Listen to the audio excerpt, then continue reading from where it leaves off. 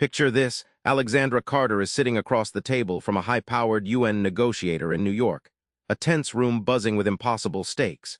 She's not trying to outshout or out-argue him. Instead, she drops a question that shifts the entire conversation. What she asks breaks the ice and unlocks a deal everyone thought was dead. What's the secret sauce behind that single game-changing question? Hang tight, because it's not what you think. Most people think negotiation means pushing, demanding, or compromising till both sides lose. But Carter flips that script, showing how the right questions unlock possibilities instead of closing doors. At the UN, Alexandra remembers a moment where two factions were deadlocked over resources. Instead of louder arguments, she asked, "What do you really need to feel this is fair?" That question shifted the tone, moving from a fight to a conversation. And suddenly everyone was brainstorming options no one had seen before. Think of a negotiation like a locked door. Demands are keys that often get stuck or break. But questions? They're the master key. They gently turn, test the lock's shape, reveal hidden hinges. Questions invite collaborators to open up instead of barricading themselves, changing the game from me versus you to us together. By asking instead of telling, Carter's method transforms tension into partnership. This isn't just about snagging a better deal, it's about building relationships that last beyond the table. The surprising truth? You don't have to fight to win. When you ask for more, you often end up with more for everyone. So what are these magic questions? Carter distills everything into 10 simple, powerful questions you can deploy in any negotiation, from salary talks to family debates. Take Dana, a marketing exec from Boston who froze before asking for a raise. Carter coached her to swap vague demands for curious questions like, "What are the biggest goals your team is trying to hit this quarter?" Suddenly, Dana's request aligned with her boss's priorities, turning hesitation into opportunity.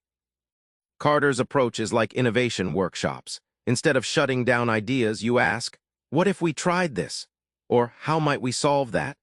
These questions don't pressure. They invite partners to create solutions together, making negotiations a playground of possibilities rather than a battleground. One of Carter's standout questions is, "What's the real challenge we're facing here?" Asking this disarms automatic no's, making the other side pause and rethink. It opens a door to joint problem-solving instead of entrenched resistance, turning blocks into breakthroughs.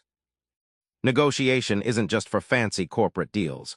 Carter proves these questions work in marriages, friendships, and everyday life, where stakes are just as real.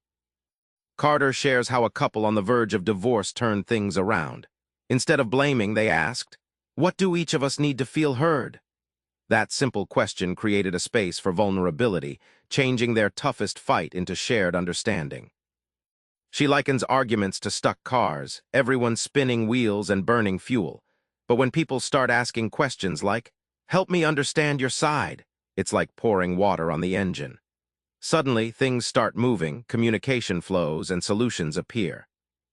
The biggest takeaway: negotiation isn't a one-time battle. It's a lifetime skill that reshapes how you connect. Carter's method leaves you richer, not just in money or deals, but richer in relationships and respect. And that's a payoff no contract can match. Back at that UN meeting, the secret was never about shouting louder or pushing harder.